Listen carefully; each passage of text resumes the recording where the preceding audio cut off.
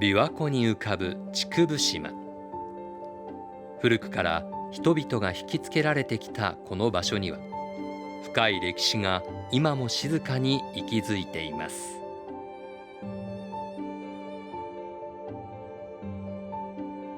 その島でひときわ存在感を放つのが宝厳寺の唐門です。国宝に指定されていて、豊臣秀吉が築いた大阪城ゆかりの貴重な建物です。令和の修復で鮮やかさを取り戻したその姿は、今も訪れる人々を魅了します。さらにこの唐門には、想像もできない遠い国とのつながりがありました。その国とは、ヨーロッパの文化大国オーストリアです。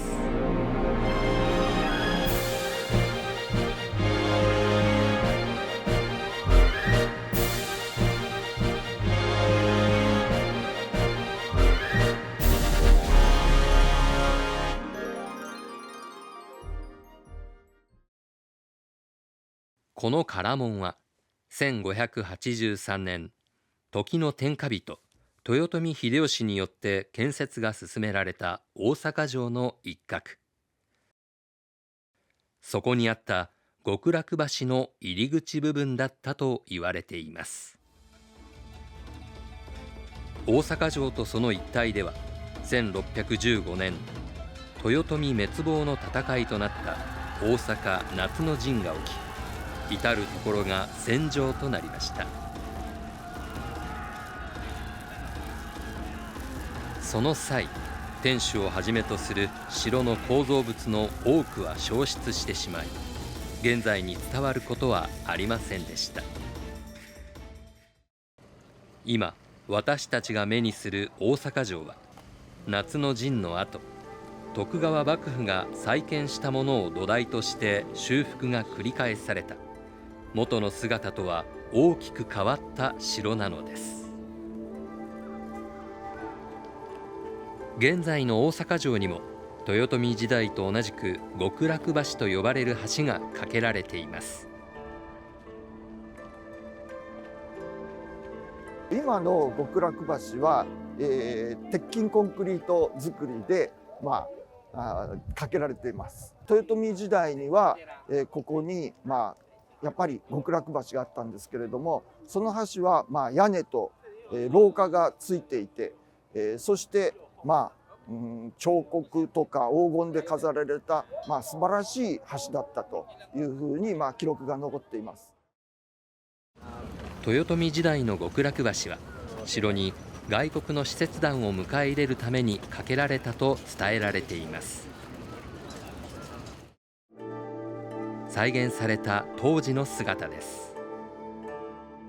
ルイス・フロイスという、キリスト教の宣教師の、記録が残っているんですけれども、光が当たると素晴らしい彫刻がもう輝いて、あるいはその非常な黄金で輝くいとも高貴な橋というふうにもう書いていますので、大阪城のもう名物になっているような素晴らしい橋だったと考えられています。当時のそういう建築のあるいは彫刻の技術の粋を尽くしたような、そういう出来栄えだったんだと思います。この極楽橋の入り口部分だったと考えられているのが、竹生島宝厳寺の唐門です。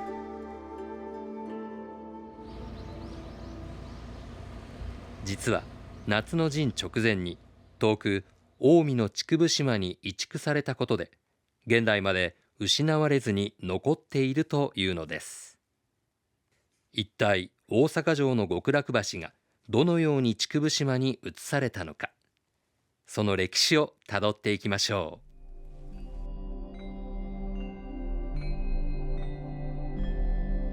う。京都醍醐寺に残る僧侶の日記に唐門変遷の記録が残されています。1596年に秀吉によって架けられた極楽橋は、1600年2年前に死去した秀吉を祀る京都の豊国神社へ移築されました。その際、神社の門として作り変えられ、極楽門と呼ばれたとされています。さらに変遷は続きます。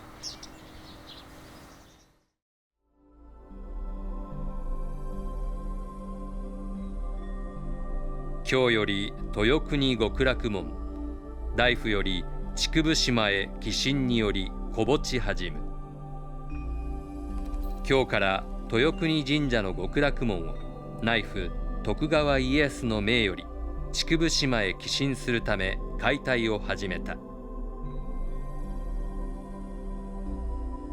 同時代の別の日記にはこのようにわずか2年後の1602年、今度は徳川家康の指示で近江の竹生島に移されたといいます。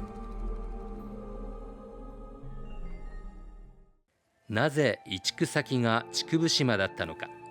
理由は伝えられていません。関ヶ原の戦い直後から豊臣政権に対する政治的圧力を隠そうともしなくなっていた徳川家康が政権への財政負担を強いる目的で指示を出した可能性もあるでしょう。一方、かつて北近江を治めた戦国武将浅井長政の娘淀の方にすれば、古くから北近江の人々にとって祈りの対象とされてきた聖地竹生島に安寧や平安への祈りを込めた唐門を送ろうとする思いがあったとしても不思議ではありません。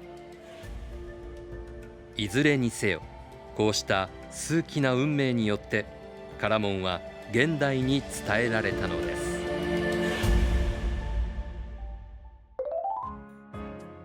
建築から400年以上、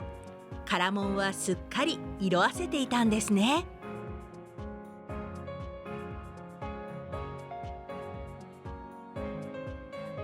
そこで滋賀県による修繕工事が2013年度から行われました。工事では表面に残されたわずかな塗料の成分を最新技術を用いて分析。学識者らによる色彩や濃淡の検証も進められ、唐門が作られた当初の色合いをできる限り再現することを目指し、作業が進められました。こうして作業は2020年度に完了したんです。修繕された唐門の姿です。高さおよそ8メートル、幅およそ3メートル、奥行きはおよそ6メートルで、竹生島に移築された際に適した大きさに作り変えられたとされています。頭部に丸みを帯びた破風を持つ唐門は、皇帝に仕える鳥、金桂などの細かな彫刻、きらびやかな飾り金具、富の豊かさを象徴する色鮮やかな牡丹の花が多く刻まれる豪華さ、カエル股の枠全体に塗られた群青色は宝石にもあるアズライトの成分が使用されています。貴重な材料にもかかわらずふんだんに用いられていることが特徴的です。カエル股の裏側には豊臣家の家紋である桐の花の彫刻が、秀吉の威厳を示すものだったのかもしれません。唐門の建立から4世紀以上の月日が流れたある日、一つの不思議な縁が遠くヨーロッパからもたらされました。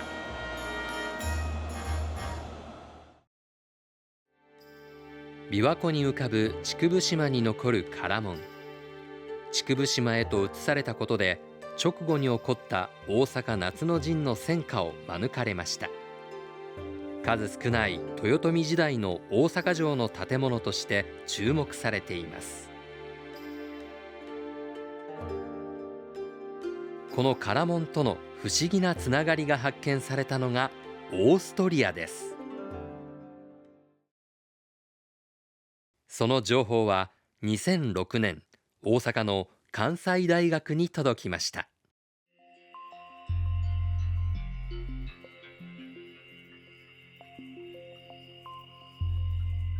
本学の、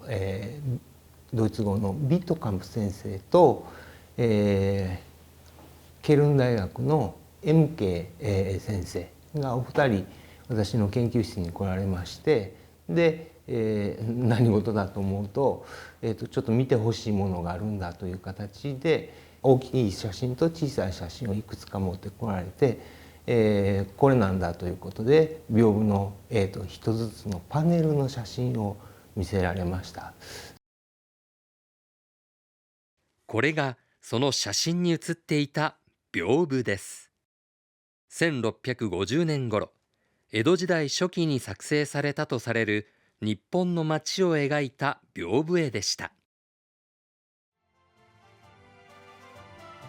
驚くことに屏風絵は日本から遠く離れたオーストリア第2の都市グラーツにある世界遺産エッゲンベルク城の壁にはめ込まれているというのです。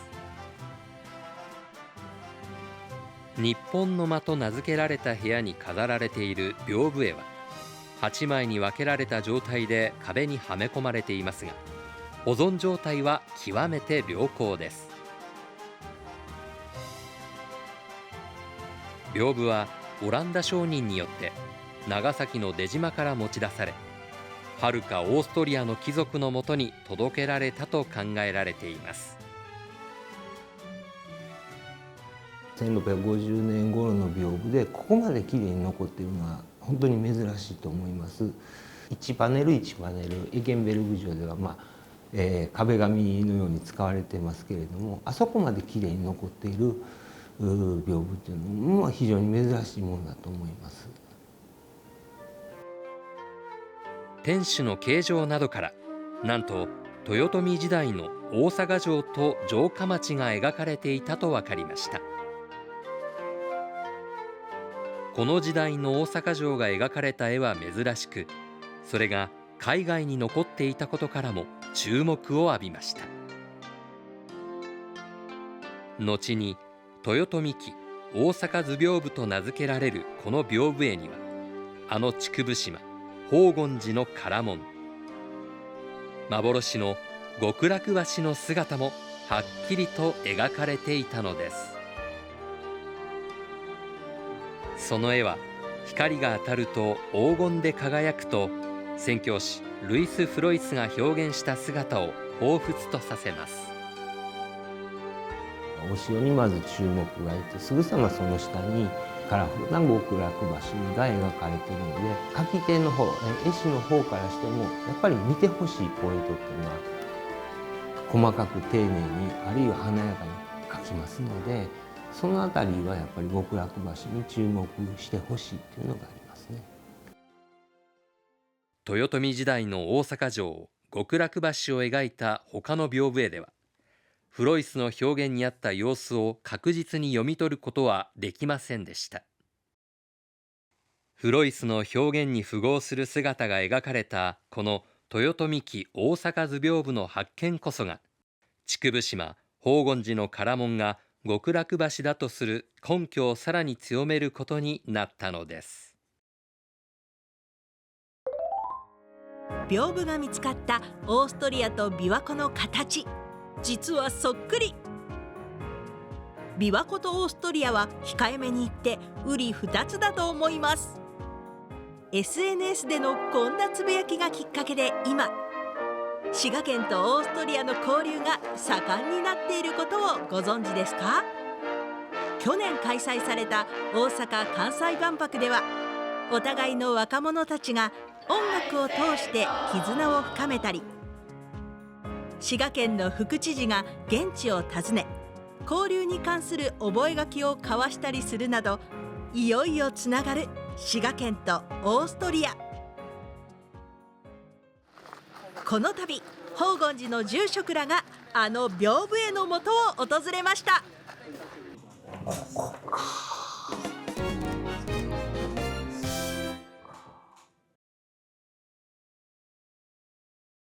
竹生島宝厳寺の唐門は大阪城からこの地にたどり着きました。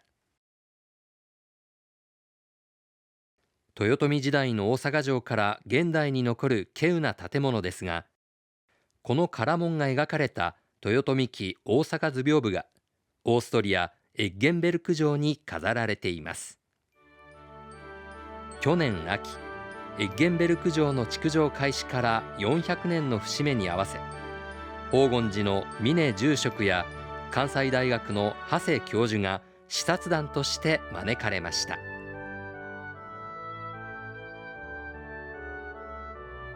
ね、夢が叶ったみたいで、本当に嬉しさと、心配とドキドキと、もう本当に感激と混ざった不思議な感覚であります。はい、でも憧れのね、その屏風が見られるということ、本当に感謝しております。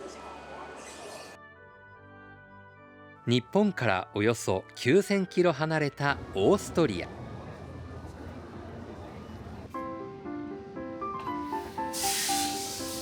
屏風が保管されている第2の都市グラーツまで首都ウィーンから列車でおよそ2時間半、のどかな風景を眺めながら向かいます。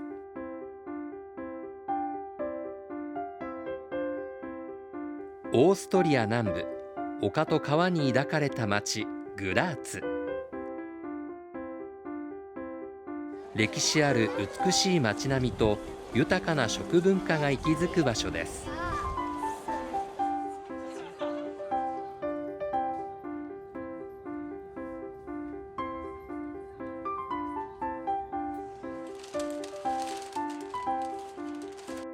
グラーツの旧市街はユネスコの世界遺産に指定されていて、ルネサンス、バロック、そしてゴシック、異なる時代の建物が一つの風景の中に寄り添っています。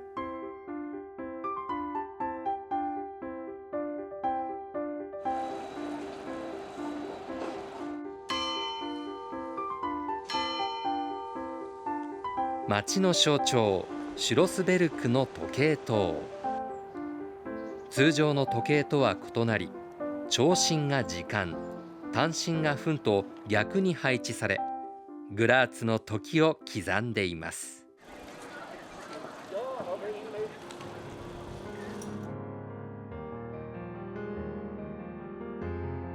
グラーツはイスラム教のオスマン軍に対するキリスト教国の東の砦として重要な位置にありました。戦闘に備えた多くの武器は今も世界最大といわれる武器庫におよそ3万2000点がぎっしりと並べられています。かつて広大な領土を持っていたオーストリア。さまざまな地域の食を取り込み、豊かな食の文化を築いていきました。この地方で生まれた名物がパンプキンシードオイル。Das ist ein Gericht, das wir in der Steiermark sehr gerne essen, das Kürbiskernöl. ローストしたかぼちゃの種から絞る一滴は、サラダやスープ、さまざまなものに香ばしい魔法をかけます。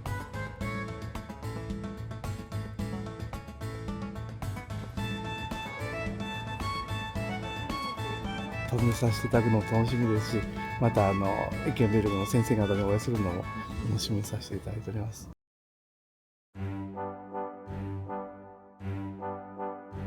郊外には歴史の証、エッゲンベルク城。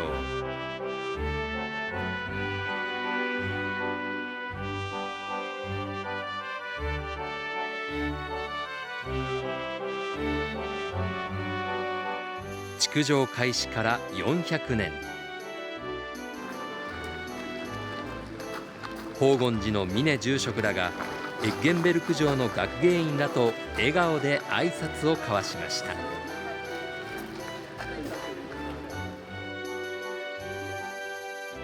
内部は西洋バロックの華麗な装飾が広がりますが、ひときわ異彩を放つのが豊臣記大阪図屏風が飾られている日本の間。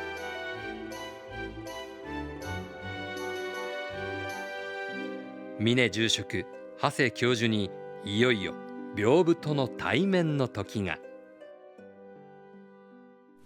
先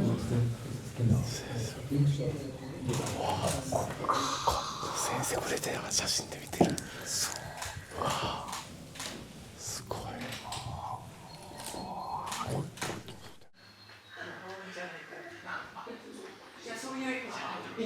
関西大学さんの方から私どものお話にいらっしゃって、初めてそこで知って、そんなすごいことがあったんだねっていう話からスタートした、いろんな私どものお寺にとっては修理の授業だったので、その絵に会えたというのはもう感激ですね。エッゲンベルク城学芸員のバルバラ・カイザー博士。あまり注目されていなかった豊臣記大阪図屏風の調査を始めた人物です。ここからはカイザー博士とともに屏風の謎を紐解いていきます。Weil es das Eggenbergische Archiv nicht mehr gibt. Also es gibt keine Ankaufsrechnung. Wir sind aber sicher, dass es zwischen, also Mitte des 17. Jahrhunderts und vor dem Jahr 1700 war. Also zwischen 1650 und 1700. Eher nahe bei 1650. 16世紀後半からヨーロッパでは大航海時代によって西洋とは異なる文化への関心が生まれ、アジアの芸術作品が多くの人を魅了していました。当時のエッゲンベルク城主ヨハン・ザイフリート・フォン・エッゲンベルクもそのうちの一人だったのでしょうか。きらびやかな装飾を好み芸術を愛した彼が豊臣記大阪図屏風を手に入れた人物とされています。Und eine ganze Generation später, um 1755, hat man die Räume im Schloss hier neu dekoriert und da hat man Teile dieser kostbaren ostasiatischen Sammlungen hierher gebracht. Dabei ist der Byobo dann in die Einzelbahnen zerlegt worden und zum Teil dieser Wanddekoration. Bis dahin war ein geschlossener Stellschirm. 当時のヨーロッパで日本が描かれた貴重な屏風。8つに分けられ壁に貼り付けられました。Weil es ihrem Geschmack besser entsprochen hat. Sie haben, das ist noch ein sehr kolonialistischer Zugang. Das europäische Geschmack der Barockzeit passt Kunstwerke aus anderen Ländern dem europäischen Geschmack an. Und das hat ihnen einfach besser gefallen. Es gibt viele, viele dieser ostasiatischen Kabinette mit Miniaturen auf Papier oder Lackteilen oder Porzellan. Die sind aber in einem europäischen Arrangement und einer europäischen Anordnung. Das war der Geschmack der Zeit. Und darum hat man auch ihn zerlegt. その後、数々の混乱や第二次世界大戦では当時のソ連軍に占領されもしたグラーツ。多くの芸術品が城から略奪されましたが、豊臣記大阪図屏風は壁の一部となっていたからこそ、エッゲンベルク城から持ち出されることなく、今私たちが目にすることができるのです。エッゲンベルク城の豊臣記大阪図屏風、宝厳寺の唐門、そのどちらもがさまざまな戦火を免れ現在に。この運命が遠く離れた滋賀県とオーストリアの交流を育み続けます。豊臣期の大阪城っていうのはわからないことがいっぱいでございまして、特にこの唐門になりましたこの極楽橋も幻の橋と言われるぐらいで、その歴史の推移がなかなかわからないと言われている中でのことでしたので、私ども修理をしたくてもなかなか修理の方向性も決まらなければ、それに携われなかったような状態がもう長く長く続いておりました。この屏風のおかげで、今も言いましたその修理がもうほとんど不可能の状態になっていたことが、この一枚の屏風から希望が生まれてきたということが言えるんではないかと思います。Wir haben nicht nur wahnsinnig viel lernen können, wir haben so viele neue Freunde gefunden, obwohl die so weit weg sind, und diese Freundschaften bestehen bis heute. Und wir durften so viel lernen und erfahren dadurch. Also es gibt keine schönere Form der Verständigung als durch Kunst. Die hat so viele Menschen begeistert zusammengebracht. Das hat ja Musik. Ein wirkliches Geschenk des Schicksals. Schöner hätte das nicht sein können. Er ist immer noch sehr stark. Ich sage immer, Hideyoshi ist da immer im Hintergrund und greift noch ein. 今回の視察を機に滋賀県の観光事業を展開する琵琶湖ビジターズビューローがグラーツ市観光局、そしてエッゲンベルク城を管理する州立博物館ユニバーサル・ヨアネウムとこれからの交流を促すパートナーシップ宣言も行いました。遠くオーストリアエッゲンベルク城の豊臣期大阪図屏風、そして豊臣時代の大阪城から引き継がれ現在まで残る竹生島宝厳寺の唐門がこれからの滋賀とオーストリアの友情をますます発展させていくことでしょう。豊臣期大阪図屏風が保管されているエッゲンベルク城はオーストリア第2の都市グラーツにあります。博物館として利用されていて観光名所になっています。唐門がある竹生島宝厳寺へは